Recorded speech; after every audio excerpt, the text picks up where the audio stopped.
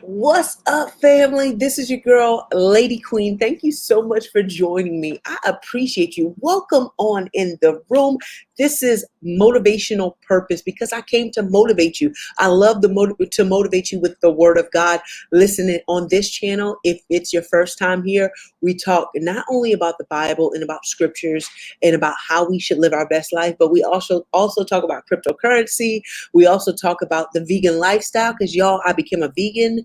Meat started to look really disgusting and it really started making me sick. So I gave it up. Yeah, so basically we talk about a few different things here. So if you're new here, please consider subscribing to this YouTube channel. Go ahead and press the thumbs up button, then also press the bell. That way you can get any notifications. So when we go live, you know, okay? Now, if you're a return viewer, thank you so much for coming back. Thank you so much for coming back. Tonight, what we're going to talk about, or today, what we're going to talk about, really, I believe because of the season that we're in, that definitely people need to be encouraged, and you need to, even when things when you feel like you're by yourself, or when you feel like you've messed up, that it's still okay, that God still loves you. And so what we're going to talk about John chapter 21. Now, understand, right before we get here, Peter had just denied Jesus 3 times, right? And I can imagine how Peter was feeling.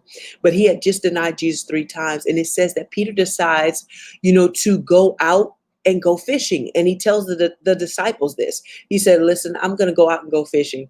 Let me ask you a question. Have you ever feel like you failed or messed up, and you just try to do something to get your mind off of the fact that you feel like you messed up? Well, I kind of believe that's what Peter did, right? So he says, look, I'm going fishing.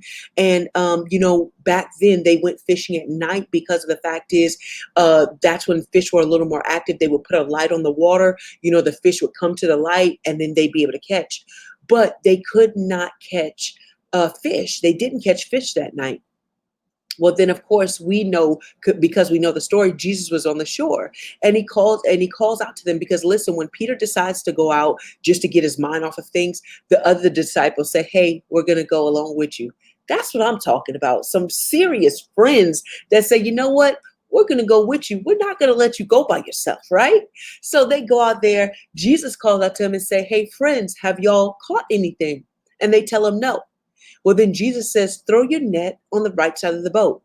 Now, I want you to think about that. That would have been close to the shore, which normally fish are not that, they were about 100 yards out from the shore, but to throw it on that side, it wouldn't have been man's thing, I guess, to do that, right? So they throw it out on the right side of the boat. They're able to catch the fish. And then the disciples in the boat tell Peter, it's the Lord. And Peter puts on his clothes. He puts on the cloak and swims over the shore. But what I want you to realize is that even sometimes, whenever you feel like you failed, whenever you feel like you've messed up, a lot of times, because we're so discouraged, because we're disappointed in ourselves, and sometimes we can be our own worst critics. But even in those times, you really need to be careful who's around you. You need people that say, hey, you know what? Everything will be okay. And that even when you don't see God doing something, they can point it out for you. So be very careful in this season who you have in the boat with you, okay? Because I'm telling you, God is about to do something amazing. He's about to do, and you have to be expecting. I know you hear a lot of people saying this, but listen, when I tell you I'm expecting. There's no woman that I know that has a baby in their belly and don't expect to see it in 9 months, right? Whenever they deliver, they're expecting, to see this beautiful baby at the end of 9 months. It's the same thing. Whenever you believe God has impregnated you with something, whether it be, to start your own business, or, even going to school, or whatever it might be, whatever you're doing, right? You expect to see the great ending. And that's what we should look towards. As Paul said, look towards those things, those greater things, right? So even in those times when you feel like you've messed up, even in times when you feel like, I knew better, and you're beating yourself up, first of all, stop beating yourself up. A lot of times we tell ourselves things that we would never tell anyone else.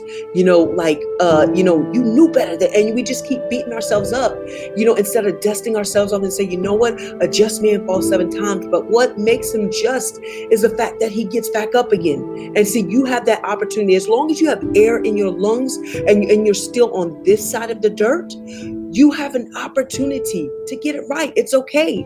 We all mess up. We all fall short. None of us are perfect. But just make sure in that season when you feel like, you've messed up, that you have the right people around you.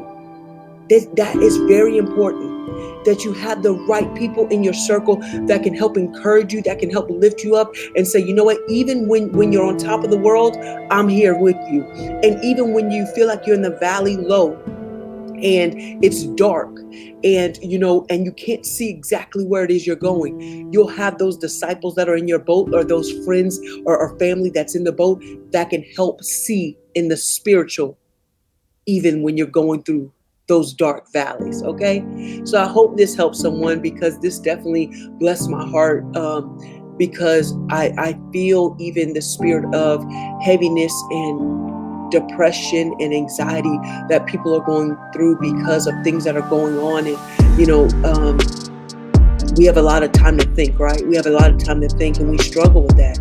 But I want to remind you that even though you mess up, even though you fall short, he's like the father of the prodigal son. He goes and he's waiting every single day with his arms wide open, just waiting, saying, you can come back. It's okay. The enemy, the devil, he would have us think that in order for God to forgive us, we have to do 10 different things before he accepts us back. But no, what my word tells me, as soon as I ask for forgiveness, that I'm accepted back. I'm accepted. And, he has his arms wide open. So I definitely hope this helps someone. I love you guys so much. I appreciate you. Listen, if you change your mind, you'll change your life. So if you change the way that you think, your life will forever change. But guess what?